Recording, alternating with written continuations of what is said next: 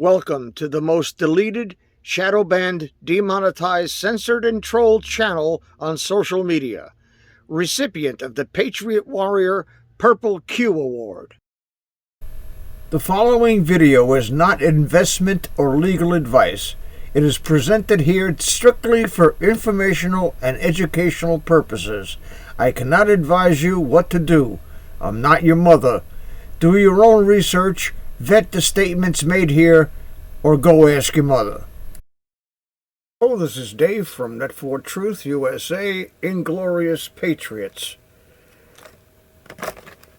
Some of you may be familiar with my background, but for those of you who are not, I worked on Wall Street for 25 years in banking and brokerage as a customer engineer for IBM. And I was exposed to all the banking and brokerage firms from Wall Street to Wall Street West in New Jersey. And the purpose of this is to introduce you to real money. I can't tell you how many times I spent walking liberties as a child, buying candy bars and garbage. This right now, in its weight, is worth $93 in China. And I got all this stuff recently from bullion exchanges. And I want to show you some real money.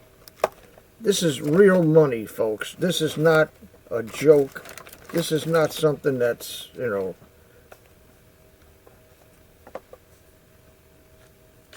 playing. Look at this 1 kilo silver bar. That is absolutely, is that upside down? No, that's up there. All right. This is absolutely gorgeous, and its weight over 2 pounds of silver. What really, really impressed me, and the picture on the website does not really do it any justice at all, is this right here. The MAGA 45. And I'm going to unbox it right here. And it is absolutely gorgeous. It's got a plastic thing over it. I hate to pull it off, but I have to show you the quality of this thing. It is absolutely 100% impressive. It's in this plastic thing. See if I can pull it out so you can see it. I don't want to rip it open, but this is absolutely gorgeous. 5 ounces of 0.999 silver. That is a collector's item that I won't sell at any price. This is absolutely incredible workmanship, the likes of which, because I carried a 1911 when I was in the service, and this is a fitting tribute to that weapon, which has been in service for over 100 years. But anyway, that's real money. I have a whole bunch more that I'll cover later on. But go to my main social media page at www.bitshoot.com/net4truth USA, and we will be covering the financial debacle that's driving silver prices through the roof. We're going to be at $100, $200 silver, so get in while you still can. $88 silver is not unreasonable because the demand is insatiable, and it's not going to appear out of thin air. Wall Street has been suppressing the price of silver for over 40 years with this trading on paper that is just vaporware. And now that China has bid $93 and up for silver, the arbitrage is incredible. And whatever silver they get, they're keeping. And whatever silver you have, you better keep. And you better acquire some if you ain't got none, because the money you have in your pocket, the only reason it's worth anything is because the fool that you're handing it to thinks it's worth something. Invest in some real money, some real collectibles like this thing, the N4T25. This is absolutely gorgeous. It's absolutely, you will be amazed. Thank you very much. Hello, this is Dave from Net4Truth USA, Inglorious Patriots. It is Wednesday, January 14th, 2026, and the time now is 09:12 hours Eastern Time here in beautiful North Carolina. As I am speaking to you here, I'm looking at the COMEX fake price chart for silver, and it currently hit $92.05. The United States Mint has ceased printing or minting eagles because they don't know where the price is going to be. I want to tell you where the price is going to be. The price is going to be over $100 this week from all of my research. And the Asian guy who I've been following, you got to be careful because one of his channels, at least one of his channels, has been hijacked. And they're saying that Samsung came up with an alternative for silver in their batteries and all that. It's total bullshit. I research things before. When I hear them, I research things. And I worked on Wall Street for 25 years. Physically on Wall Street and then across the river in Jersey, in what they call Wall Street West, in banking brokerage. I was the regional specialist for check sorters, and I know all the brokers and all the bankers and everybody else. When you go in there and fix computers, you talk to the brokers, you get to know a lot of things, and I know what I'm talking about. And I just bought a shit ton of silver, and I got it last year when the price was like a third of what it is now. So I can't tell you what to do. I'm telling you what I'm going to do. I want to wait till it goes to $300 an ounce and sell a quarter of it, recoup my investment, and let it ride to wherever it's going to go, because there ain't no fixing a silver shortage. When you have a shortage of physical metal, ain't no paper going to fix it. And a lot of banks are going to feel the pain when it gaps up to $100. It's going to do that this week. I have a feeling, because it's $91.98 at this second. It's ticking up. It's ticking up. $92.10 at this moment at 9:15 a.m. Eastern Time. So I'm going to leave a couple of the Asian guy's videos at the end of this here. And you might think, well, I'm deviating off the usual content of this channel, but it's not this is the usual content of this channel, because money determines what the political environment is. And speaking of that, the CIA and the FBI are preparing RICO cases for a majority of the Demon Rat Party. And I feel those cases are going to drop, and those arrests are going to happen somewhere before the November elections. And The Hildebeest and her husband are facing criminal charges for failure to appear before Congress. They ignored the subpoena. They are above the law. Price now $92.19 and ticking up. So watch the chart. I will leave a link in the description for some really nice products on bullionexchanges.com and the link to the chart that I'm watching. So watch this. You're going to see the banks. You're going to see the banks panic.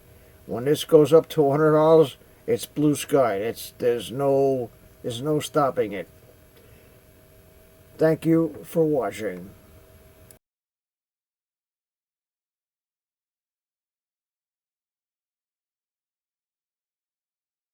If you woke up this morning and checked the news about Venezuela, you didn't just read a headline. You witnessed a crime scene. You watched in real time as an entire monetary system was executed. Shot in the head, bled out on the pavement. And if you think this is about one dictator getting arrested, if you think this is about one country collapsing, you are missing the most important financial lesson of your lifetime. Because what happened in Venezuela between January 7th and January 10th, 2026 is not a tragedy. It is a blueprint. It is a warning shot. It is the final exam that most of the world is about to fail. And the families who passed that test, the ones who aren't eating out of garbage cans right now, the ones who got out with their wealth intact, they all did the same thing. They held metal. They held silver. They held gold. They ignored the government. They ignored the banks. They ignored the promises. And they survived. While everyone else who trusted the system, who kept their savings in bolivars, who believed the central bank when they said inflation is transitory, those people are now worth zero. Not metaphorically zero, mathematically zero. Let me be very clear about what I am about to show you. This is not a Venezuela story. This is a global story.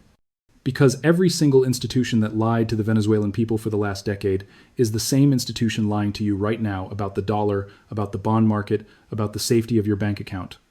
The IMF, the World Bank, the Federal Reserve, JP Morgan, they all watched Venezuela burn. They profited from it. And now, as of 72 hours ago, the world is watching the final act. Maduro is gone. The Bolivar is a punchline. And there is a panic, a silent panic, spreading through every emerging market central bank on this planet, because they know what you don't know yet. They know that when the music stops, when the regime collapses, when the printer breaks, the only thing that survives is the metal. And that panic is about to create the greatest liquidity cascade into physical silver that we have seen since March 2020. Let me show you the crime scene. On January 8th, 2026, at 11:47 p.m. Eastern Time, the Bolivar officially ceased to function as a currency. I'm not talking about hyperinflation. I'm talking about complete systemic rejection.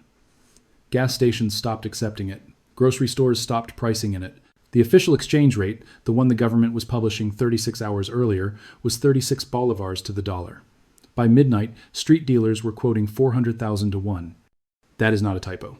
400,000 bolivars for a single US dollar? Do the math with me right now. If you had 1 million bolivars in a savings account on January 7th, which at the fake official rate would have been worth $27,777, by January 9th, that same account was worth $2.50. $2.50. You could not buy a loaf of bread. You could not buy a gallon of gas. Your life savings evaporated in 48 hours. But here is the part that Bloomberg won't tell you. The families that survived, the ones being interviewed right now by independent journalists on the ground in Caracas, they are all saying the same thing. And I need you to listen to this very carefully because this is the smoking gun. They are saying, we sold everything for silver in 2022. We sold the car. We sold the furniture. We bought 90% silver coins from Colombia. We buried them. And when the collapse came, we dug them up. We crossed the border and we traded them for dollars in Panama. We got out. That is a direct quote from a family of 4 who escaped to Bogota with their wealth intact. They are not special. They are not rich. They were a middle-class family who worked in Caracas and made a decision in 2022 to trade their paper for metal. And that decision saved their lives. While their neighbors, the ones who kept their money in the bank, the ones who trusted the system, are now eating 1 meal a day and drinking water from the river. This is not a metaphor. This is happening right now. And it is the final lesson. Now, before I go any further, I need you to do something for me right now. The algorithm is trying to bury this video as we speak. I published this 11 minutes ago, and YouTube has already throttled the reach by 73%. I can see it in the back end. They do not want you to see this data. They do not want you to understand what is happening in Venezuela because it exposes the lie that your government, your central bank, is selling you about fiat currency. You need to smash the like button right now to force this video onto the public feed. I am not asking you. I am telling you.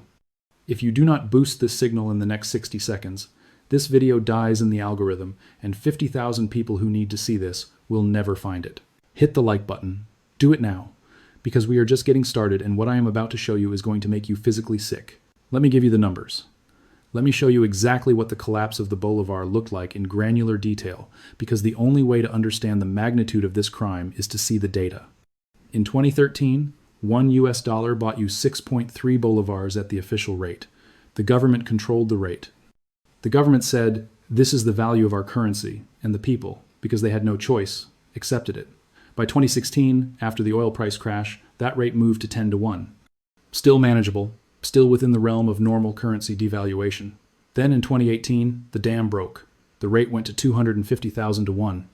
And the government, in a desperate attempt to save face, did what every failed regime does. They redenominated. They cut 5 zeros off the currency. They renamed it. They called it the sovereign bolivar and pretended the problem was solved. It was not solved. By 2021, the rate was 4 million to 1 against the original bolivar. In August 2024, they redenominated again, cut 6 more zeros, called it the digital bolivar, promised stability, promised reform. And here we are, January 2026, and the currency no longer exists. It is not traded. It is not accepted. It is confetti. Now let me compare this to something you understand. Let's go back to 2008. When Lehman Brothers collapsed on September 15, 2008, the S&P 500 dropped 45% over 6 months. It was brutal. It was a crisis. People lost their homes. But if you held your index fund, if you wrote it out, you recovered by 2013. You came back. Venezuela is not coming back, because this is not a market crash. This is a currency death. And the difference between a market crash and a currency death is this.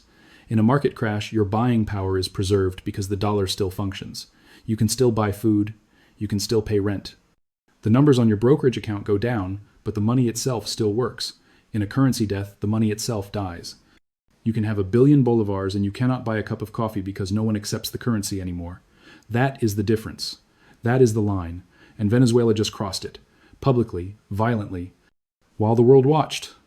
And every central banker in Brazil, in Turkey, in Egypt, in Argentina, in Nigeria, they are all looking at Venezuela right now, and they are terrified, because they know their currency is next. Now, let me show you the silver angle, because this is where it gets really interesting. In 2019, before the full hyperinflation spiral, the Venezuelan government tried to suppress private ownership of gold and silver. They made it difficult to buy. They made it difficult to transport.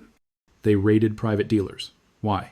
Because they knew what was coming. They knew the bolivar was going to collapse, and they wanted to prevent capital flight into hard assets, but the black market adapted.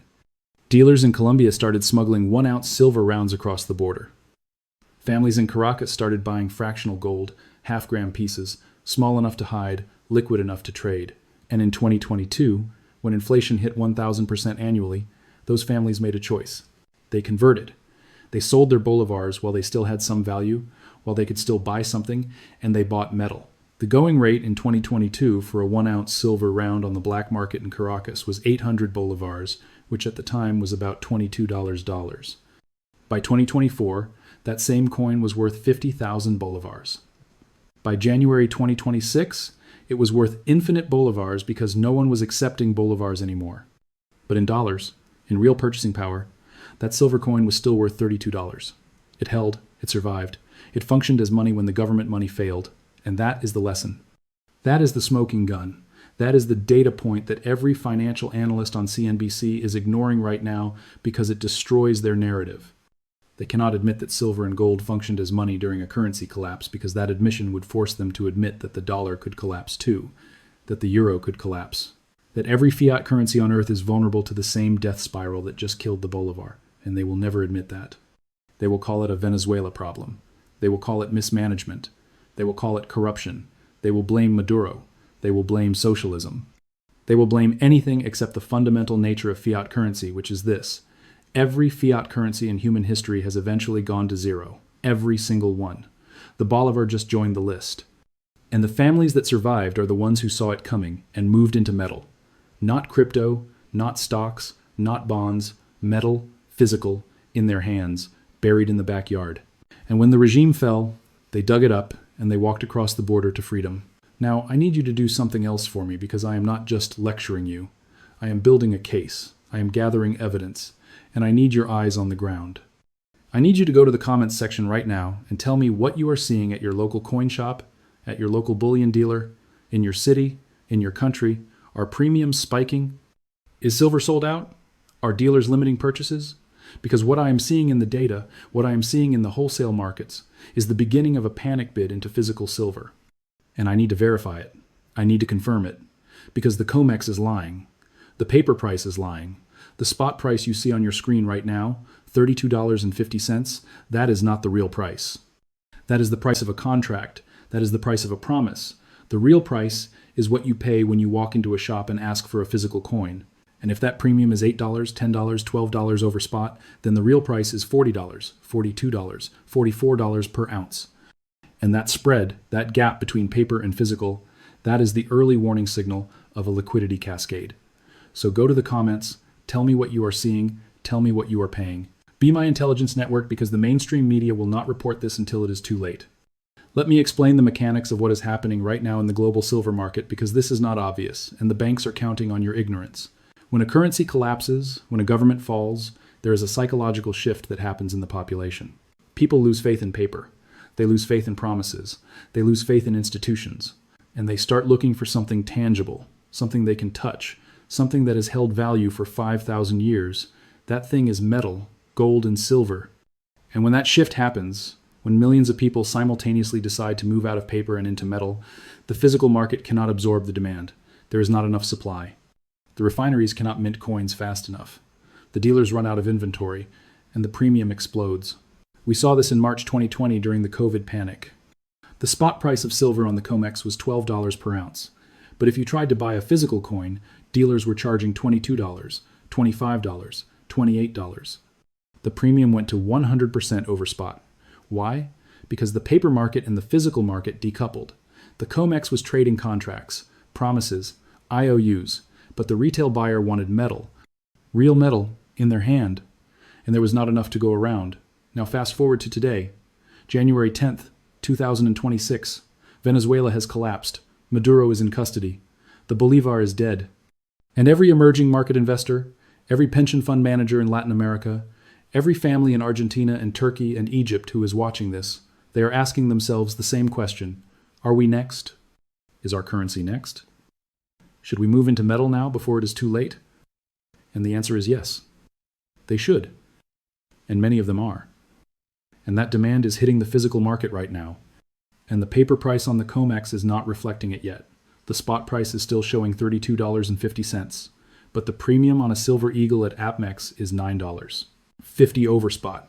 The premium on a maple leaf is $8. The premium on a generic round is $6.50. That is a 20% to 30% premium. That is not normal. That is stress. That is the early signal of a supply crunch. And if the Venezuelan collapse triggers a broader emerging market crisis, if other currencies start to wobble, if the contagion spreads, that premium is going to 50%, 75%, 100% over spot. And at that point, the paper price becomes irrelevant because you cannot eat a contract. You cannot trade a futures position for food. You need the metal, and the metal will be gone. Now let me take you back in time because none of this is new. This is not the first time a currency has died. This is not the first time a population has fled into metal. This is a pattern. This is a cycle. This has happened over and over and over again throughout history, and the only reason you do not know about it is because your education system did not teach you monetary history. They taught you World War II. They taught you the Civil War. They did not teach you the French assignat. They did not teach you the Weimar Papiermark. They did not teach you the Zimbabwean dollar. They did not teach you that every single fiat currency that has ever been printed by a government has eventually collapsed to zero. Let me give you 3 examples, 3 historical case studies, 3 smoking guns, because if I just tell you Venezuela collapsed, you can dismiss it as an outlier. But if I show you that this exact same pattern has played out in Germany in 1923, in Argentina in 2001, in Zimbabwe in 2008, then you cannot dismiss it. You have to accept it. You have to face the reality that fiat currency is a Ponzi scheme, and the families that survive are the ones who exit the scheme before it collapses. Let's start with Germany. Weimar Republic, 1918 to 1923. After World War I, the German government was crushed by debt. War reparations, reconstruction. They needed money. So they printed. They printed papier marks. In 1918, $1 bought you 4.2 marks. By 1923, $1 bought you 4.2 trillion marks. That is not an exaggeration. That is the official exchange rate. A loaf of bread in Berlin in 1923 cost 200 billion marks. Workers were paid twice a day because if they waited until the end of the day, the money would be worthless. People used wheelbarrows to carry cash to the grocery store. They burned money in the fireplace because it was cheaper than buying firewood. And the families that survived were the ones who traded their marks for gold and silver in 1921, before the hyperinflation went vertical. There are documented cases of families who bought gold coins in 1921 for 1,000 marks per coin, and in 1923 they traded one coin for an entire apartment building. One coin. 1 ounce of gold. For a building. Because the mark was dead and the gold was eternal. That is the power of metal during a currency collapse.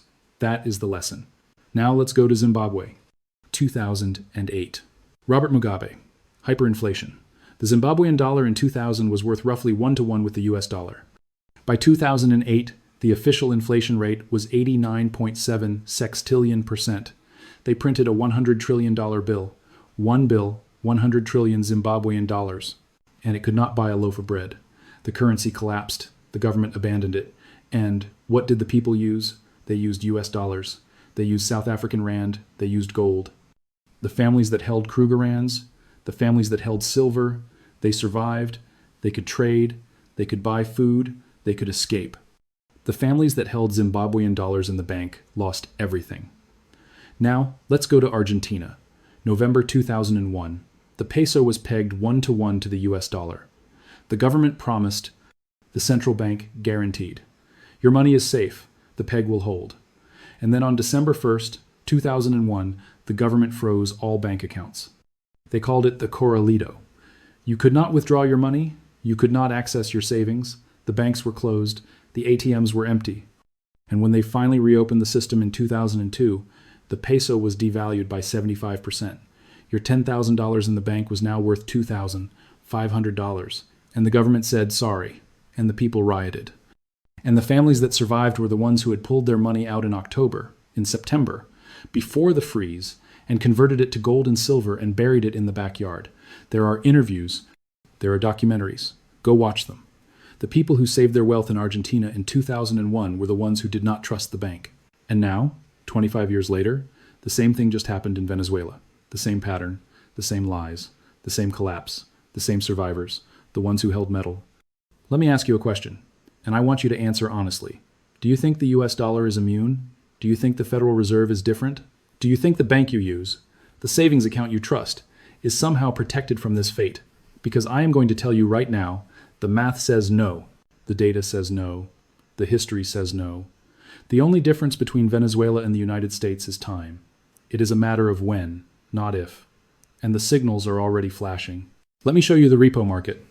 Let me show you the cracks in the foundation, because this is where it gets technical, and this is where most people tune out. But if you tune out now, you are going to miss the most important part. The repo market is the plumbing of the financial system. It is how banks borrow cash overnight to meet their reserve requirements. When a bank is short on liquidity, it goes to the repo market and borrows dollars by pledging collateral, usually treasury bonds. It is supposed to be boring. It is supposed to be stable. It is supposed to be invisible. But in September 2019, the repo market broke. Overnight interest rates spiked from 2% to 10% in a matter of hours. Banks were desperate for cash. The Federal Reserve had to step in and inject $75 billion per day to keep the system functioning. That was the first warning. That was the first crack. Then, in March 2020, during the COVID crash, the repo market broke again. The Fed had to inject $1 trillion in 48 hours to prevent a liquidity cascade. And now, in January 2026, the repo market is showing stress again. The reverse repo facility, the place where banks park excess cash at the Fed, has dropped from $2.5 trillion in 2023 to $300 billion today. That is a $2.2 trillion drain in liquidity. Where did it go? It went into treasury purchases, it went into bond buybacks, it went into propping up the system, and the system is still cracking. The Fed is still printing, the debt is still growing, the deficit is still exploding, and at some point, the market is going to say, enough. The bond market is going to say, we do not believe you anymore. The dollar is going to say, we do not accept this. And when that happens, when the music stops, the families that survive will be the ones who moved into metal. Just like Venezuela, just like Argentina, just like Weimar, just like Zimbabwe. The pattern does not change. The asset that survives does not change. It is always gold, it is always silver, it is always the metal. Now let me show you what China is doing right now, because while you were watching Venezuela collapse, while you were reading headlines about Maduro getting arrested, China was buying gold. Let me give you the numbers. In 2023, the People's Bank of China reported purchasing 225 tons of gold for their reserves. In 2024, they reported 300 tons. But here's the problem. Those are the official numbers. Those are the numbers they are willing to admit. Independent analysts who track import data, who track refinery output, who track Shanghai Gold Exchange withdrawals, they estimate that China actually imported over 1,500 tons of gold in 2024. That is 5 times the official number. Why the discrepancy? Because China is hiding their accumulation. They are buying through state-owned enterprises. They are buying through proxies. They are buying off-market. And they are doing it because they know what is coming. They know the dollar is vulnerable. They know the Western financial system is over-leveraged. They know that when the crisis hits, the country with the most gold wins. And they are preparing.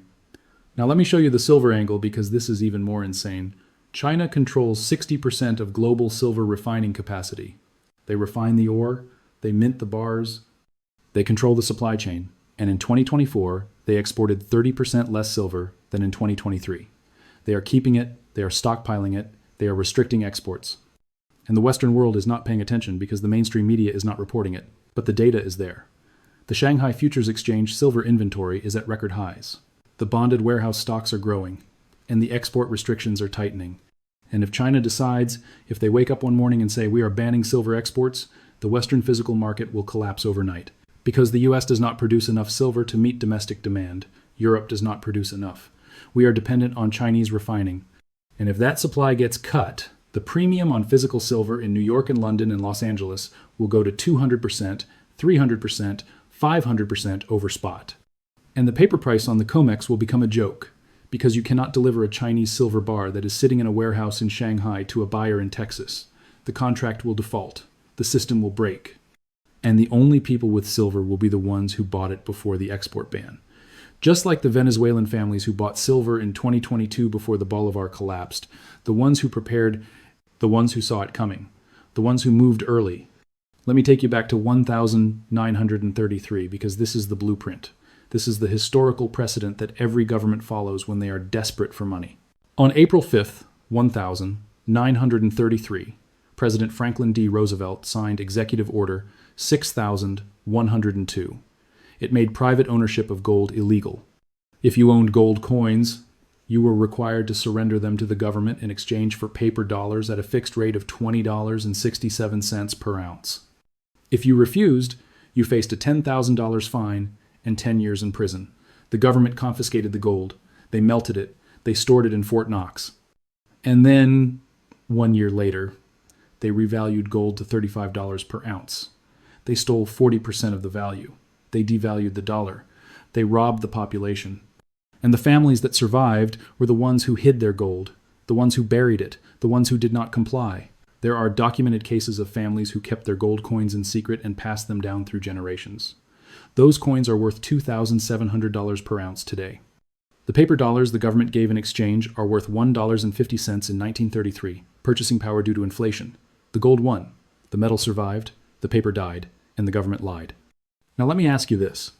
Do you think Executive Order 6102 was a one-time event? Do you think it could never happen again?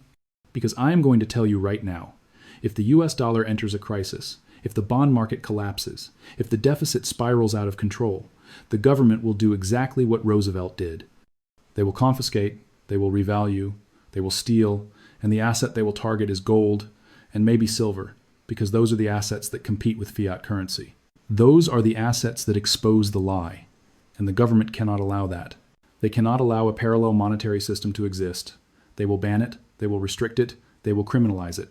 Just like they did in 1933, just like Venezuela tried to do in 2019, just like India did in 2016 with their demonetization scheme, the pattern is always the same. The government panics, the government prints, the government fails. And the government blames the people who prepared.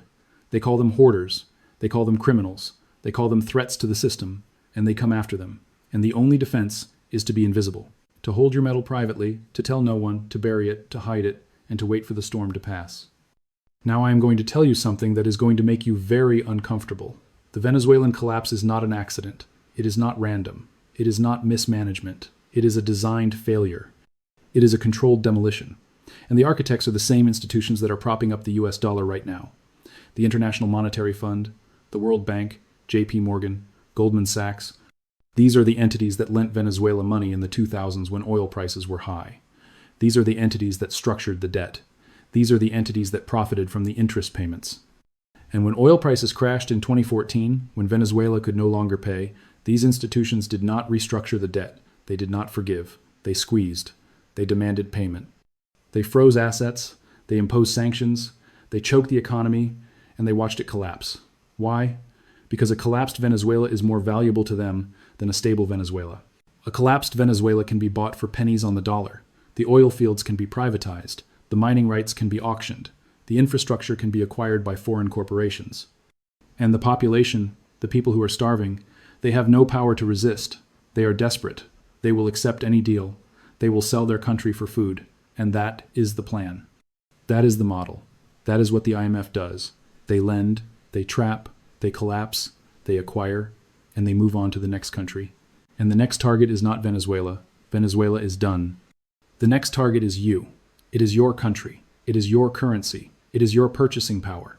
Because the same debt trap, the same structural adjustment programs, the same austerity measures that destroyed Venezuela are being applied to the United States right now. The deficit is $2 trillion per year. The debt is $36 trillion and climbing. The interest payments are $1.2 trillion annually, more than the defense budget. And the only way to pay it is to print. And the only outcome of printing is devaluation. And the only end of devaluation is collapse. It is math. It is not politics. It is not opinion. It is arithmetic. And the families that survive will be the ones who see the math and act on it before the collapse comes.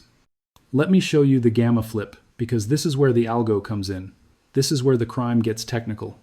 When a major currency collapses, when a sovereign default happens, there is a cascade of derivative positions that unwind simultaneously. Options expire worthless. Swaps get triggered. Margin calls go out. And the algorithms that manage these positions, the high-frequency trading systems, they do not care about Venezuela. They do not care about human suffering. They care about risk metrics. They care about value at risk, the V-shock calculation that tells them, if this position moves against you, how much money do you lose? And when the V-shock calculation on emerging market debt spiked on January 8th, when the Bolivar collapsed, the algos started selling. They sold Venezuelan bonds. They sold Brazilian bonds. They sold Turkish bonds. They sold anything that looked like emerging market risk. And that selling triggered more margin calls, which triggered more selling, which created a liquidity cascade. And in the middle of that cascade, there is always a gamma flip. The gamma flip is the moment when the options market reverses, when put options that were out of the money suddenly go in the money, when call options that were hedging collapse and the hedge disappears, and the market makers who sold those options, who are now exposed, have to hedge by selling the underlying asset. And that selling accelerates the crash. We saw this in March 2020. We saw this in 2008. We are seeing it again right now in the emerging market currency space. And the mainstream media will not explain it because it is too technical. They will just say markets are volatile and move on. But the crime is in the details. The crime is in the gamma. The crime is in the algorithm that is designed to extract maximum profit from maximum chaos. And the chaos is real. The chaos is spreading. And the families in Venezuela who lost everything, they are the canary in the coal mine. They are the warning, and we are ignoring it. Now I need you to understand something about rehypothecation, because this is the mechanism that is going to break the silver market. Rehypothecation is when a bank takes your collateral, your asset, and uses it as collateral for another loan. Let me give you an example. You deposit 100 ounces of silver at a bank. The bank promises to hold it for you, but instead of holding it, they lend it to a hedge fund. The hedge fund uses it as collateral to borrow money from another bank. That bank lends it to another hedge fund, and so on. Your 100 ounces of silver is now being used as collateral for 4 different loans. It has been rehypothecated, it has been multiplied, and everyone thinks they own it. But there is only 100 ounces. There is only one bar. And if all 4 parties try to claim it at the same time, 3 of them are going to get nothing. That is the rehypothecation trap. And it is rampant in the silver market. The LBMA, the London Bullion Market Association, is the hub of global silver trading, and they allow rehypothecation. They allow the same ounce of silver to be sold multiple times on paper. They call it unallocated silver. It is a contract. It is a claim. It is not metal. And the ratio of paper claims to physical metal is estimated to be 250 to 1. That means for every ounce of real silver sitting in a vault in London, there are 250 contracts claiming ownership of that ounce. And if even 10% of those contract holders demand physical delivery, the system breaks. There is not enough silver. The vault is empty. And the bank has to issue a force majeure. They have to default. They have to say, sorry, we cannot deliver. Here is cash instead. And that is the unobtainium scenario. That is the moment when silver becomes impossible to acquire at any price because the paper market has decoupled from physical reality. And we are getting close. The Venezuelan collapse is accelerating the timeline. Because every family in Latin America who is watching this is asking themselves, should I move into metal now? And the answer is yes, and they are calling their dealers. And the dealers are calling the wholesalers, and the wholesalers are calling the refineries, and the refineries are saying, we are backlogged 6 weeks, and the premiums are rising, and the paper price is not moving, and the divergence is growing. And at some point, the paper price breaks, the COMEX breaks, the LBMA breaks, and the only price that matters is the price you pay for a coin in your hand. And that price is going to be much, much higher than $32. Let me give you one more calculation because I want this to be crystal clear. Let's say you are a family in Venezuela in 2020. You have 1 million bolivars in savings. At the official rate at the time, that is roughly $150. Not a fortune, but enough to live for a few months. You have 2 choices. Choice A, keep it in the bank. Trust the system. Hope for the best. Choice B, convert it to silver. Buy 5 ounces of silver on the black market at $30 per ounce. Let's walk through both scenarios. Scenario A. You keep the 1 million bolivars in the bank. By January 2026, the bolivar has collapsed. Your 1 million bolivars is worth $2. 50. You can buy nothing. You are destitute. Scenario B. You bought 5 ounces of silver in 2020. You buried them. You told no one. By January 2026, the bolivar has collapsed, but your silver is still silver. You dig it up, you cross the border into Colombia, you sell it to a dealer in Bogota for $32 per ounce. You receive $160. You have preserved your wealth. You have survived. That is the difference. That is the power of metal. That is the lesson. And the lesson is not theoretical. It is not hypothetical. It is playing out right now, in real time, in Venezuela. And the families who made choice B are the ones being interviewed by journalists. And the families who made choice A are the ones starving in the streets. And the media will not tell you this because it destroys the narrative that your money is safe in the bank. Your money is not safe. Your money is only as safe as the currency it is denominated in. And every currency is vulnerable, every single one. Now let me tell you what I'm seeing in the wholesale market because I have contacts. I have sources. I have dealers I have been working with for 10 years who are texting me right now saying premiums are spiking, inventory is tight, orders are doubling.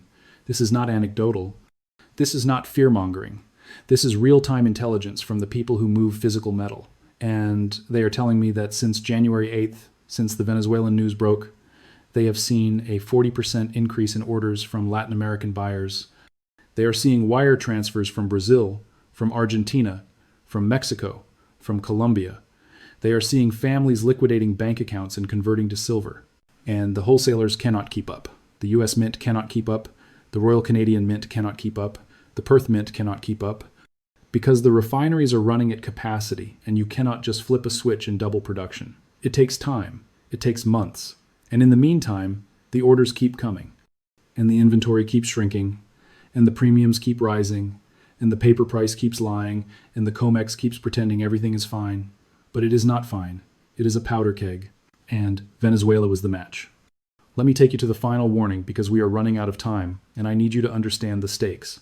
The Venezuelan collapse is not the end. It is the beginning. It is the first domino. And there are more dominoes lined up behind it. Argentina is wobbling. Turkey is wobbling. Egypt is wobbling. Pakistan is wobbling. Sri Lanka already collapsed in 2022 and no one noticed. Lebanon collapsed in 2020. These are not small countries. These are nations with tens of millions of people, and they are all trapped in the same debt spiral. They all borrowed in dollars. They all have to pay back in dollars, and they do not have enough dollars. So they print their local currency to buy dollars, and the local currency devalues, and inflation spikes, and the people panic. And the government cracks down, and the cycle accelerates, and eventually, the currency dies. Just like the Bolivar, just like the Zimbabwean dollar, just like the Weimar mark. And when the next one falls, when Argentina collapses or Turkey collapses, the panic into silver is going to intensify. Because the pattern will be undeniable. The world will see it, the families will see it, and they will move, and the physical market will break, and you will not be able to buy silver at any price. It will be sold out. It will be gone. And you will be standing there with dollars in your hand, watching the purchasing power evaporate, wishing you had moved 6 months earlier. Do not be that person. Do not wait for the crash to prepare for the crash, because by the time the crash is obvious, it is too late. The metal is gone. The dealers are empty. The premiums are 300%. And you are stuck. The families in Venezuela who survived are the ones who prepared in 2022, in 2021, before the final collapse. They did not wait for Maduro to get arrested. They did not wait for the Bolivar to hit zero. They saw the trajectory and they acted. And that is what you need to do, right now, today. Not next week, not next month, today. And here's what you need to hold. You need physical silver. You need physical gold. You do not need mining stocks. You do not need ETFs. You do not need futures contracts. You need metal in your hand, in your safe, in your possession. Because if it is in a bank, it is not yours. If it is in a vault, it is not yours. If it is in an ETF, it is not yours. It is a claim. It is a contract. It is a promise. And promises break. We just watched an entire country's banking system break. We just watched millions of people lose access to their money overnight. And you think your bank is different? You think your government is different? The math says otherwise. The history says otherwise. The pattern says otherwise. And the only way to protect yourself is to remove yourself from the system, to hold your wealth in a form that the government cannot confiscate, cannot freeze, cannot devalue with a keystroke. And that form is metal. It has been metal for 5,000 years. It is still metal today. It will be metal in 5,000 years from now. That is the final lesson. That is the smoking gun. That is the data. And if you ignore it, if you dismiss it, if you say, that will never happen here, you are gambling with your family's future. And the odds are not in your favor. Now I am going to tell you exactly what to do, because I am not just here to scare you. I am here to give you a plan. Step 1. Calculate your exposure. Look at your bank account. Look at your savings. Look at your cash. Add it up. That is your fiat exposure. That is the amount you are at risk of losing if your currency follows the same path as the Bolivar. Step 2. Decide your allocation. I am not a financial advisor. I cannot tell you what to do, but I can tell you what the families in Venezuela wish they had done. They wish they had converted 30%, 40%, 50% of their savings into silver and gold in 2021. Not 5%, not 10%, enough to survive, enough to rebuild. Step 3. Buy physical. Do not buy paper. Do not buy SLV. Do not buy GLD. Buy coins. Buy bars. Buy something you can touch. American Silver Eagles. Canadian Maple Leafs. Generic rounds. It does not matter. Just buy the metal. Step 4. Store it securely. Not in a bank, not in a safety deposit box, in your home, in a safe, buried, hidden, somewhere only you know. Because if the system collapses, if the banks close, you need immediate access. You cannot wait for business hours. You cannot wait for permission. You need it now. Step 5. Tell no one. Do not brag. Do not show off. Do not post on social media. Operational security is critical. The families in Venezuela who survived are the ones who kept their mouths shut, the ones who did not advertise, the ones who were invisible. Be invisible. And finally, I need you to subscribe to this channel right now. Not because I need the subscribers, because you need the information. Because when the next domino falls, when the next currency collapses, when the contagion spreads, I am going to be here covering it in real time. I'm going to be showing you the data. I am going to be giving you the warning. And if you are not subscribed with notifications on, you are going to miss it. You are going to wake up one morning and see the headlines, and it will be too late. The dealers will be sold out. The premiums will be 500%, and you will be stuck. So do it now. Hit the subscribe button, turn on the bell, because I do not know how long this channel stays up. I do not know when YouTube decides this content is too controversial and shuts it down. I do not know when the algorithm decides to bury me completely. But I know this. The information I am giving you is the information they do not want you to have. It is the information that exposes the lie. It is the information that threatens the system, and they will try to silence it. So you need to be plugged in, you need to be ready, you need to be part of the network. Because when the collapse comes, and it is coming, the people who survive are the people who saw it coming, the people who prepared, the people who moved into metal, just like the families in Venezuela, just like the families in Argentina, just like the families in Weimar, Germany, just like every family in history who lived through a currency collapse and came out the other side with their wealth intact. They all did the same thing. They held metal. And you need to do the same. Right now. Do not wait. Do not hesitate. Do not assume it will never happen, because it is happening. It happened in Venezuela 72 hours ago. It is happening in Turkey right now. Stop everything you're doing right now. Close your other tabs. Turn off the TV. Because what I'm about to show you, what happened in the last 72 hours while you were watching NFL playoffs and scrolling through social media, is the single most important geopolitical signal of your lifetime. And if you don't understand what this means, if you don't position yourself in the next 30 days, you will lose everything you've worked for. Not eventually. Not someday. This year, 2026. My name is William Lee. I'm 33 years old, and this morning, January 12th, 2026, I received confirmation from sources inside the international banking system of something that will sound like conspiracy theory, but is documented fact. China has liquidated nearly 48% of their U.S. Treasury bond holdings. They've dumped over $600 billion in American debt. They're down to $688 billion, the lowest level since May 2009. We've erased 16 years of financial integration in less than 18 months, and the mainstream media is not telling you why. But here's where it gets wild. While they were selling those bonds, taking massive losses, selling at the worst possible time in a depressed market, they were simultaneously buying something else. Every single day, without pause, without hesitation. They are vacuuming up physical silver at a pace that defies economic logic. Today, right now, silver is trading at $86 per ounce and climbing. Last week it was $70. 2 weeks ago it was $32. That's a 168% gain in 2 months. And China is the buyer. Stay with me because what I'm about to explain connects dots that nobody else is connecting. The bond sales, the commodity hoarding, the silver accumulation, Basel III going live this morning, Venezuela collapsing, Russia cutting supply. This isn't a series of random events. This is a coordinated preparation for something that's coming, something big, something that changes everything. And the people who understand what's happening are moving their wealth out of the blast zone right now, today, while there's still time. Let me show you exactly what's happening, because if you want to understand the timeline of the coming global conflict, you need to stop looking at aircraft carriers in the Taiwan Strait. Military assets are theater. They're designed to be seen. They can be recalled in days. If you want to know the true intent of a superpower, if you want to know if they are genuinely preparing for an irreversible divorce from the West, you must look at the movement of sovereign debt. Debt is heavy, debt is slow, it takes months, sometimes years, to offload significant positions without crashing markets. And when the second largest economy in the world begins dumping the debt of its primary rival at a speed that defies economic logic, when they're willing to take billions in realized losses to exit the position, they are not rebalancing a portfolio. They are clearing the decks for war. This is the forensic evidence that cannot be hidden. This is the smoking gun. The U.S. Treasury Department released data this week, data that most journalists skimmed, data that Wall Street tried to dismiss, confirming that China's official holdings of U.S. Treasury bonds collapsed to $688 billion as of October 2025. To the uninitiated, $688 billion sounds like a lot of money. It is. But in the context of the U.S.-China financial relationship over the past 2 decades, this number represents a catastrophic collapse. This is the lowest level of Chinese ownership since May 2009, right after the financial crisis when the entire global system was on life support. We have literally erased 16 years of financial integration. To put this in perspective, in 2013, at the peak of what economists called Chimerica, the symbiotic economic relationship between China and America, Beijing held $1.32 trillion in U.S. debt. They effectively funded the U.S. deficit.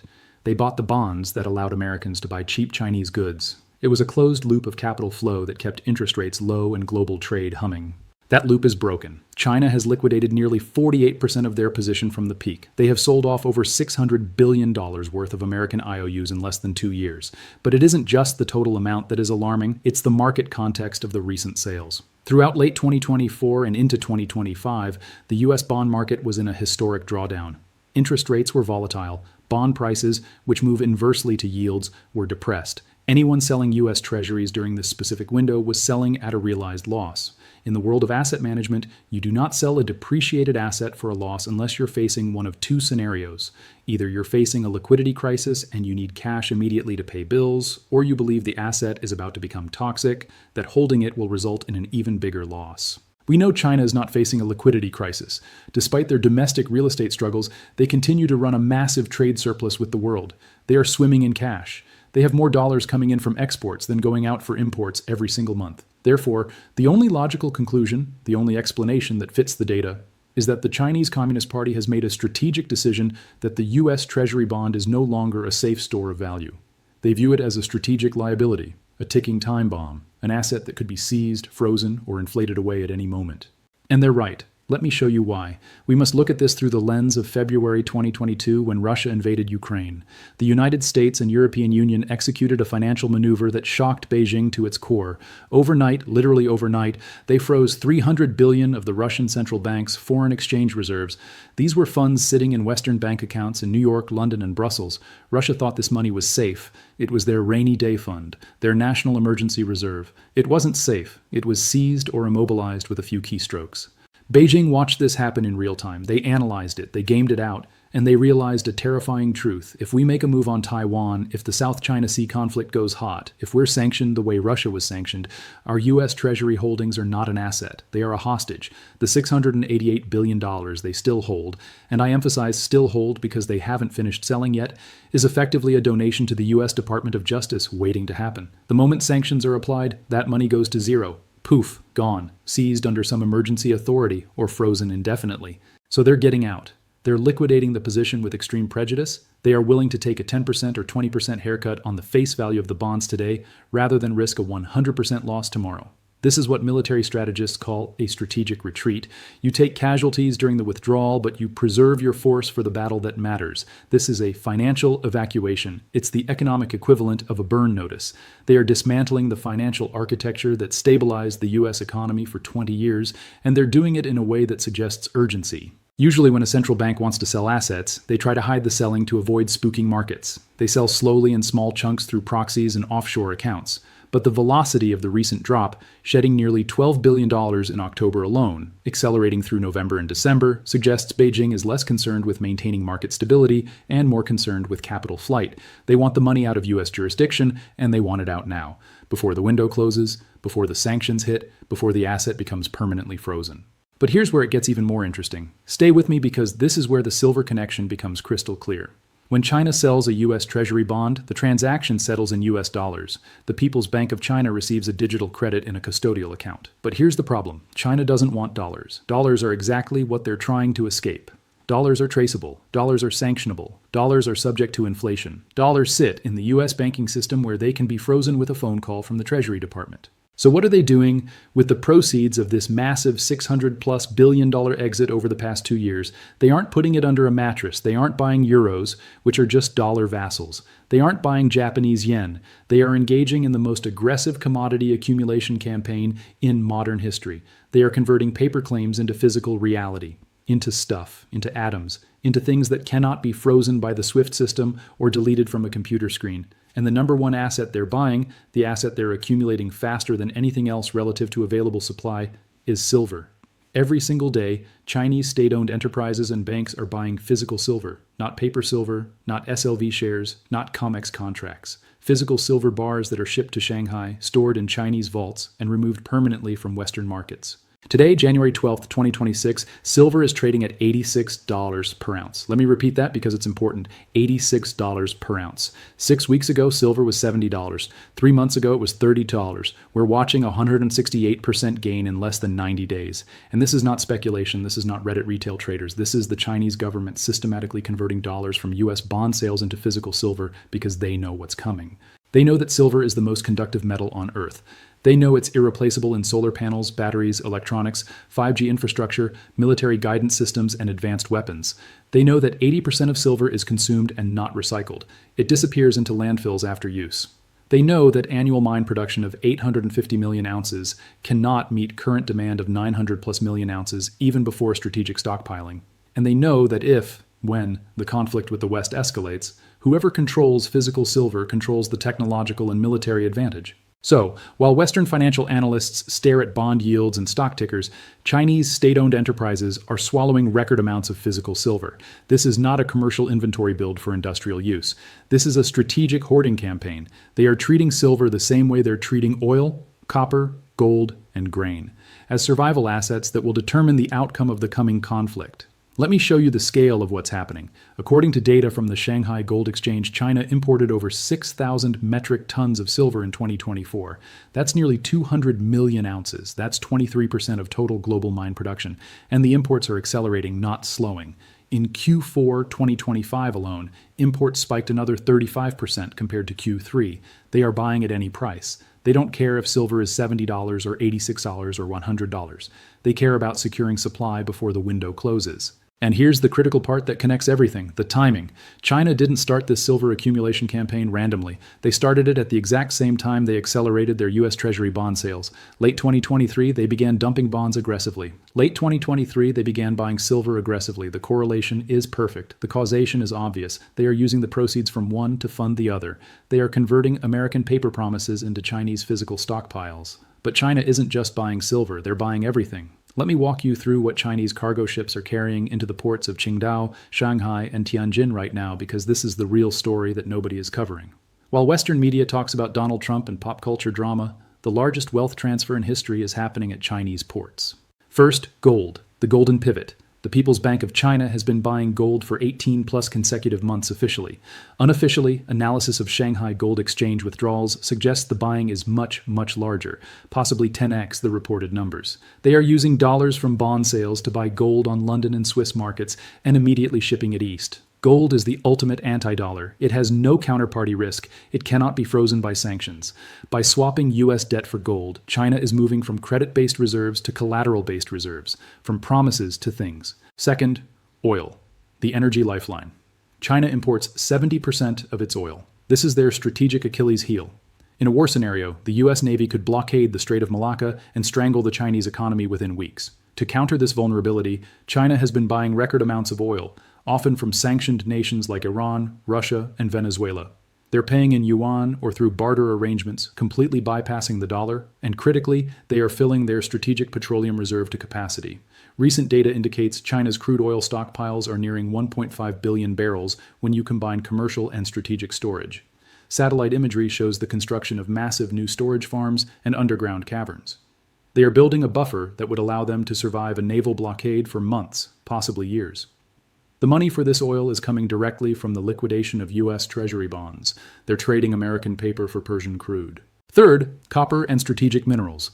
This is perhaps the most telling signal. China's property sector, historically the biggest consumer of copper for electrical wiring and plumbing, is in a depression. Real estate construction starts are down 40% from peak. And yet China's imports of copper ore and concentrate remain near all-time highs, with roughly 28 million tons imported in 2024. This defies all standard economic logic. If you aren't building apartments, why do you need record amounts of copper? Because you're shifting to a war economy. You need copper for the green energy grid to reduce reliance on imported oil. You need copper for munitions. Artillery shells are brass, which is copper and zinc. You need copper for military drones, electric vehicles, naval vessels. China is cornering the market on the physical inputs required for 21st century warfare. They're also hoarding cobalt for batteries, lithium for energy storage, and rare earth elements for electronics and magnets. While the U.S. financializes its economy with derivatives and leverage, China is materializing its savings into stuff. Fourth, food security.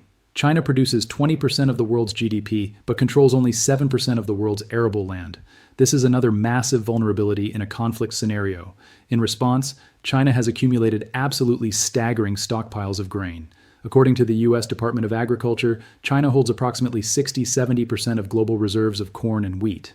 Not 60% of their own needs. 60-70% of the entire world's reserves.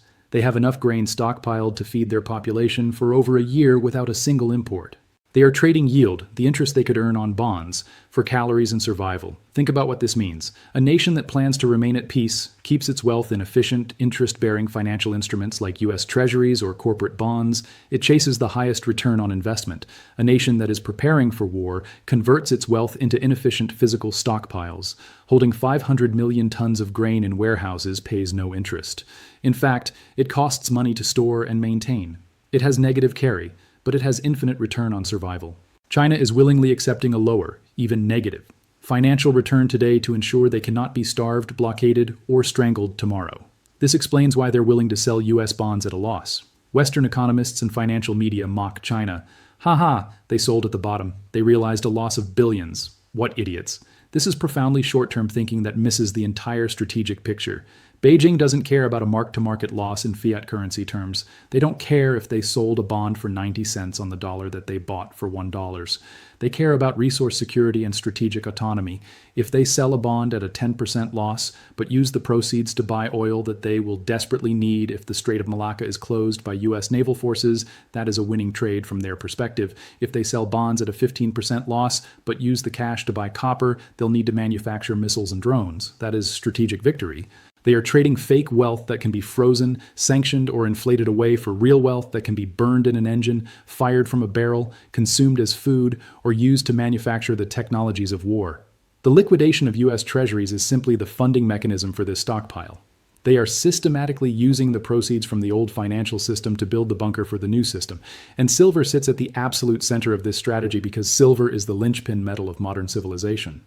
You cannot have solar panels without silver. You cannot have advanced electronics without silver. You cannot have precision-guided munitions without silver. You cannot have 5G telecommunications without silver. You cannot have electric vehicle infrastructure without silver. Silver is the metal that makes the 21st century work. And whoever controls silver supply controls technological and military advantage.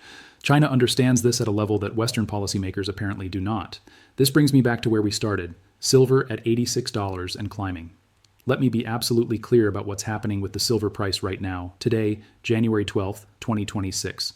The move from $32 in July 2025 to $86 today is not primarily driven by retail investors or speculators. It's driven by three converging forces that are all accelerating simultaneously. Force 1, China's systematic accumulation is part of their de-dollarization and commodity hoarding strategy. They are buying every single day, regardless of price. They view silver under $100 as a strategic bargain relative to its importance in a conflict scenario. Every ounce they acquire is one less ounce available to their adversaries. Force 2, Basel III regulations going live this morning, forcing Western banks to either hold physical metal to back their positions or exit paper shorts entirely. The cost of holding naked short positions just increased by a factor of 10. Banks that have suppressed silver prices for decades through paper manipulation are being forced by regulatory changes to unwind those positions. This creates structural buying pressure that has nothing to do with market sentiment and everything to do with compliance. Force 3, industrial panic from companies like Tesla, Samsung, and solar manufacturers who suddenly realize that the silver supply chain is fracturing. China is hoarding, Russia is restricting exports, Western refineries are backlogged 6 to 8 months, and if they don't secure supply now, their production lines halt, so they're panic buying at any price. They'd rather pay $100 per ounce and have the metal than pay $70 and shut down their factories. These three forces, sovereign strategic demand, regulatory forced buying, and industrial panic, have converged simultaneously for the first time in history. And the result is what you're seeing, $86 today, heading toward $100 this week, with potential to reach $150, $200 in Q1 2026 as the full implications play out. But let me show you why this matters to you personally. Because most people hearing this think, okay, interesting geopolitics, but I'm not China. I'm not a bank. I'm not Tesla. Why should I care? You should care because you are about to get caught in the crossfire of an economic war that will destroy your purchasing power, your savings, and your ability to retire. Here's what's happening behind the scenes while China exits U.S. bonds and buys commodities. When the second largest holder of your sovereign debt decides to dump hundreds of billions onto the market, basic economics dictates that prices should crash. When supply floods the market and demand vanishes, prices fall. In the bond world, when prices fall, interest rates, yields skyrocket. If market forces were allowed to operate freely, China's exit should have pushed U.S. Treasury yields dramatically higher than they are right now. This would be catastrophic for the U.S. economy. It would explode mortgage rates. It would bankrupt regional banks that hold long-term bonds.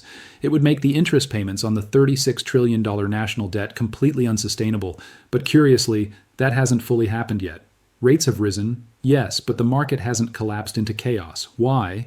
Because as China steps out, the allies are being forced to step in. Look at the data closely. While China's holdings plummet towards $688 billion, other line items in the Treasury International Capital Report are spiking to historically abnormal levels, specifically the United Kingdom and Belgium. The UK's holdings have surged to over $750 billion, putting them neck and neck with China as the second largest foreign creditor to the United States after Japan. Think about that for a second. The UK economy is roughly 1/6 the size of China's economy. The UK runs a trade deficit, not a surplus. Where is Britain getting $750 billion to buy US debt? They're not buying it with excess profits from trade like China did in the 2000s. They're buying it with borrowed money or through financial engineering in the City of London. The UK is effectively leveraging its own balance sheet to act as a shock absorber for the US Treasury market. They're being forced to do this through diplomatic and military pressure. Washington is essentially telling London, China is dumping. If you don't step in and absorb this supply, the US bond market breaks. If the US bond market breaks, the global financial system breaks. And if that happens, we can't protect you militarily. We can't honor NATO commitments. So you need to buy. Then there's Belgium. Belgium's holdings have surged to $370 billion. Is the Belgian government suddenly flush with cash? No. Belgium is home to Euroclear, one of the world's largest international securities depositories. When you see Belgium buying massive amounts of US debt in the data, it's rarely the Belgian government. It's usually proxies, other central banks, sovereign wealth funds, or custodial accounts trying to mask their activity through layers of financial anonymity. The surge in UK and Belgian holdings occurring at exactly the same time China is selling suggests a coordinated effort by Western allies. This is what I call the bag holder alliance. Washington has essentially conscripted its allies into supporting the US bond market. This is not a free market decision. Why would a rational investor aggressively buy US treasuries right now? The US is running a $2 trillion annual deficit. Inflation remains sticky. The currency is being weaponized for sanctions. The geopolitical situation is deteriorating. Buying US debt right now is objectively a risky trade.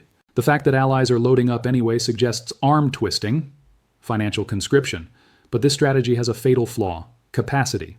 China had seemingly infinite capacity to buy debt because they were the factory of the world earning real dollars by selling real goods. The UK and Europe do not have that capacity. They're already struggling with their own debt burdens, slow growth, energy crises, and demographic decline. By forcing them to buy US treasuries, Washington is draining liquidity from its own allies. It's weakening the periphery to save the core. This creates a fragile system that could collapse suddenly if any major ally faces their own crisis and is forced to sell. China knows this. China is playing a game of attrition. They are bleeding the West dry. Every $1 billion of bonds they dump forces the Western financial system to find $1 billion of liquidity somewhere to absorb it. It draws capital away from productive investment, factories, infrastructure, research, and into the black hole of refinancing U.S. government consumption. It's a weaponized sell-off, designed to exhaust the financial capacity of the G7 before any kinetic military conflict even begins. And here's where it gets truly scary. This shift fundamentally changes the nature of the U.S. bond market. It used to be a market dominated by economic buyers, China, Saudi Arabia, oil exporters, who bought for profit and to recycle trade surpluses. Now it's increasingly a market dominated by political buyers, UK, Belgium, Japan, who buy for diplomatic survival and military protection. Political buyers are fickle. They buy until their own voters revolt, until their own economies collapse, or until their own currencies crash. We are witnessing the transition from a global reserve asset to a NATO reserve asset. The market is shrinking. The pool of buyers is contracting while the issuance of debt is accelerating. Let me make this personal. Let me show you exactly how this affects your life, your retirement account, your ability to buy food and pay rent. For 40 years, the 60-40 portfolio, 60% stocks, 40% bonds, was considered the gold standard of safe investing. Bonds were the ballast. They were the safe haven that protected you when stocks crashed. That era is over. The U.S. Treasury bond is no longer a risk-free asset. It is a political football in a global economic war. It is an asset class that relies on the kindness of strangers, strangers who are increasingly becoming enemies. If China, the ultimate insider of global manufacturing and trade flows, is getting out of U.S. bonds at a loss, you need to ask yourself a serious question. Why are you staying in? Why are you holding long-term bonds in your 401k or IRA?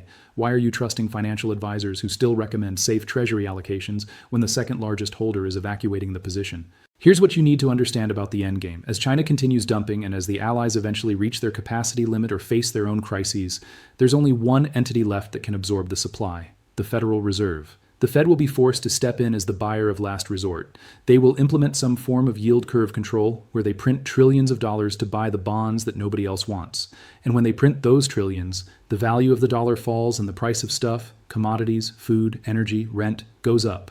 This is the inflationary loop. This is the death spiral. China knows this is coming. That's why they're converting bonds into commodities now, before the dollar loses another 30-50% of purchasing power. And you should be doing the exact same thing, not because I'm telling you to, not because you trust me, but because the largest accumulator of wealth in human history is showing you through their actions what they believe is coming.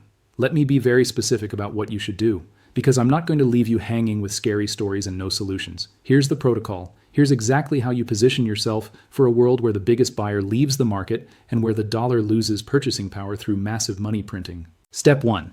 Shorten your duration if you hold bonds. Duration is a measure of how sensitive a bond's price is to interest rate changes. Long-term bonds, 20-year, 30-year treasuries, have extremely high duration. If interest rates rise by just 1%, the price of a 30-year bond can crash by 15-20%. As China exits and as structural pressure builds on long-term rates, you do not want to hold long-duration bonds. If you need bond exposure for some reason, keep everything in short-term treasury bills, 1 month to 6 month maturities. These have almost zero duration risk and act as cash equivalents. Step 2. Follow the smart money into commodities. China is selling paper to buy stuff. You should consider doing the same. Your portfolio needs exposure to energy, metals, and real assets. This is not just about profit, though there will be enormous profit in the coming repricing. This is about preserving purchasing power. When the Fed prints trillions to monetize the debt that China dumped, the value of the dollar falls and the price of physical goods rises. If you own the commodities or the companies that produce them, you're protected. If China is hoarding oil, you want to own energy producers. If China is hoarding copper, you want to own the miners. And if China is hoarding silver, buying every single day at $86 and climbing, you want to own physical silver, not paper silver, not SLV shares that can be manipulated or settled in cash. Physical silver coins and bars that you can hold, store, and sell when the price reaches fair value of $150, $300 over the next 12-24 months. Step 3. Watch the allies for the warning signal. You need to know when the bagholder alliance is breaking. Monitor the currencies of key U.S. allies, specifically the British pound and Japanese yen. Japan is the largest holder of U.S. debt, but Japan is simultaneously fighting a currency crisis. The yen has been volatile. If Japan is forced to intervene to save the yen, they will have to sell U.S. treasuries to get the cash. If Japan joins China in selling, it's game over for the current system. Watch the USD JPY exchange rate. If the yen crashes toward 160, 170, that's your signal that the alliance is fracturing. Step 4. Get liquid and mobile. This is the exit strategy nobody talks about. In a world where currencies are losing value, where bonds are becoming political tools, and where nations are hoarding physical assets, you need liquidity and optionality. You need to be able to move capital quickly. You need assets that hold value across borders and jurisdictions. Physical precious metals are perfect for this. Gold and silver have been money for 5,000 years. They're recognized and valued everywhere. If the system destabilizes further, if we see capital controls, bank holidays, currency collapses like Venezuela, having portable wealth outside the banking system is survival insurance. Let me address the obvious objection that skeptics will raise. Someone reading this will say, this is fear-mongering, this is doom porn. China has been selling treasuries for years and nothing has collapsed. The dollar is still strong. Markets are still functioning. This is just clickbait. Let me inoculate you against that dismissive thinking because it's exactly the kind of normalcy bias that destroys wealth. Yes, China has been selling for years. That's precisely the point. This is not a sudden panic. This is a methodical, deliberate, multi-year strategic repositioning. It takes time to exit a $1.3 trillion position without crashing markets. They've been doing it slowly enough to avoid triggering a crisis, but fast enough that the trajectory is unmistakable. And the acceleration over the past 12 months, combined with Basel III, combined with Venezuela's collapse, combined with Russia restricting commodity exports, shows that we're entering the endgame phase of this process. The dollar appears strong relative to other fiat currencies, but that's because all fiat currencies are in competitive devaluation. Saying the dollar is strong because it's up against the yen or euro is like saying you're healthy because you can outrun someone with a broken leg. You're both sick. You're just slightly less sick. The real measure of the dollar's value is its purchasing power against stuff, against commodities, against food, against energy, against land. And by that measure, the dollar has lost 30% of its value since 2020. It's accelerating, not slowing. And yes, markets are still functioning, for now, but functioning under extreme life support is not the same as healthy functioning. Markets are functioning because central banks are intervening constantly, because allies are being forced to buy bonds they don't want, because money is being printed at rates that would have been considered insane a decade ago. This is artificial stability. It's the calm before the storm. It's the moment before the dam breaks when everything still looks normal on the surface, but the cracks are spreading underneath. Another objection: if this is so obvious, why isn't everyone doing it? Because most people don't have access to the data I'm showing you. Because financial advisors are trained in the old system and they can't imagine it changing. Because normalcy bias is the strongest cognitive bias in human psychology, we assume tomorrow will look like today even when all evidence suggests otherwise. Because the people who control information flow, media, banks, government, have an incentive to keep you calm, keep you invested in their system, keep you from panic selling assets they need you to hold. But the smart money, the sovereign wealth funds, the billionaire family offices, the insiders with access to real data, they're moving. They're not moving based on CNBC headlines. They're moving based on treasury data, shipping manifests, satellite imagery of Chinese storage facilities, and private intelligence about what's really happening in boardrooms and central banks. And they're moving into exactly the same assets China is accumulating: commodities, precious metals, energy, real estate, and physical silver. Let me bring this full circle to where we started because everything connects. Today is January 12th, 2026. Silver is trading at $86 per ounce. Basel III banking regulations went live this morning, forcing banks to stop suppressing prices through paper manipulation. China is buying silver every single day as part of their systematic conversion from dollar assets to physical stockpiles. Venezuela's currency collapsed, proving once again that fiat money dies and silver survives. Russia is restricting silver exports as part of their commodity weaponization strategy. All of these forces, geopolitical conflict preparation, banking regulatory changes, currency debasement, industrial demand, have converged simultaneously for the first time in history, and the result is a repricing that has barely begun. Silver went from $32 to $86 in 6 months, a 168% gain. But if China continues buying at current pace, if Basel III forces full compliance over the next year, if industrial users panic as supply tightens further, we could see $150, $200 by Q3 2026 and potentially $300 plus by end of year. This is not a trade. This is not speculation. This is positioning yourself on the right side of the greatest wealth transfer in modern history. You are watching in real time as the financial architecture that supported Western dominance for 50 years is being systematically dismantled. China is clearing the decks for conflict. They're willing to take losses today to ensure survival tomorrow. They're converting paper wealth that can be seized into physical wealth that can be defended. The question is not whether this is happening. The Treasury data proves it is. The question is whether you're going to position yourself before the majority of people figure it out. Because once this story hits mainstream media, once CNBC is running segments about China's treasury exit and commodity hoarding, the opportunity will be gone. Silver will already be $200. The supply will already be locked up by institutional buyers and sovereign nations. The dealers will be sold out. The premiums will be 50, 100% over spot. Right now, today, you still have a window. You can still buy physical silver at $86. Yes, that's dramatically higher than the $32 it was a few months ago, but if the destination is $200, $300 based on the fundamental supply-demand dynamics we've discussed, then $86 is still early. You're still ahead of the curve. You're still positioning before the mainstream understands what's happening. The protocol is simple. Exit long-term bonds that will get crushed when the Fed is forced to print. Buy physical commodities and the companies that produce them. Hold physical silver as both a monetary hedge and an industrial play. Watch the currencies of U.S. allies for signs the bag holder alliance is breaking. Stay liquid and mobile. And most importantly, stop trusting institutions, banks, media, government, that have proven they will lie to you, manipulate you, and sacrifice your wealth to preserve their system. China is showing you the playbook. They're telegraphing their moves through their treasury sales and their commodity purchases. They're not hiding it. It's all public data if you know where to look. They're clearing the decks. They're preparing for a world where the dollar-based system collapses and where physical resources determine power. You can either learn from the largest accumulator of wealth in history, or you can trust your financial advisor who's still recommending 60-40 portfolios like it's 1995. This is not fear-mongering. This is pattern recognition. This is reading the forensic evidence that cannot be hidden. The $688 billion figure is not just a statistic in a Treasury report. It's a countdown clock. China is methodically, deliberately removing itself from the U.S. financial system. They're liquidating, they're converting, they're hoarding, they're preparing, and the fact that they're willing to take massive losses to accelerate this process tells you everything you need to know about how urgent they believe the timeline is. My name is William Lee. I'm 33 years old. I spent the last 72 hours confirming this data with sources inside international banking and analyzing the Treasury reports that nobody else is reading carefully. And I'm telling you with absolute certainty, the game has changed. The rules have been rewritten. The largest players are exiting the old system and building the new one. And silver at $86, heading to $100 this week, and potentially $200, $300 this year, is your last opportunity to position yourself before the repricing is complete. The divorce is finalized. We're just waiting for the house to be sold. And when it sells, when the market fully prices in what China has been doing for the past 2 years, when the allies reach their limit and can't absorb any more supply, when the Fed is forced to print trillions to monetize the debt, that's when everything changes.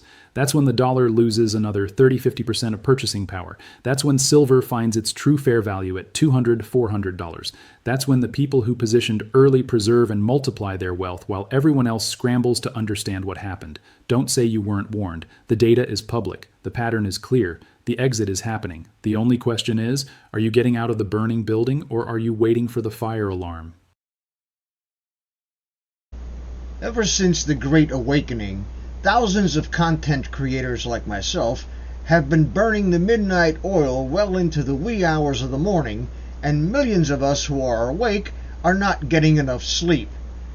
Everyone knows that a good night's sleep is essential for efficient functioning of the cognitive processes that enable a person to discern truth from fiction and deep state-induced woke dementia.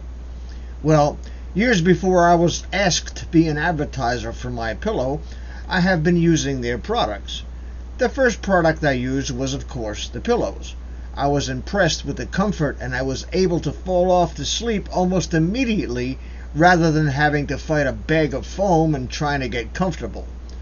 The pillowcases and Giza sheets are absolutely the bee's knees, and I have sets for the 2 beds I have in my home. Another thing is their body pillow. I suffer from a lumbar spine injury that is exacerbated by my preference to sleep on my side. Having the body pillow to roll onto alleviates the pressure and mitigates the discomfort, allowing me to fall asleep quickly. Mike Lindell, a great American patriot, has an entire line of quality products that everyone should try. Once you sleep with the pillows and sheets, you'll throw the ones you have in the garbage or donate them to Goodwill. If you go to www.mypillow.com, there is a link in the description. As a viewer and subscriber to this channel, you can buy anything in the store for 66% off. That's 1/3 of the retail price. Just fill your shopping cart and use promo code N4T at the checkout.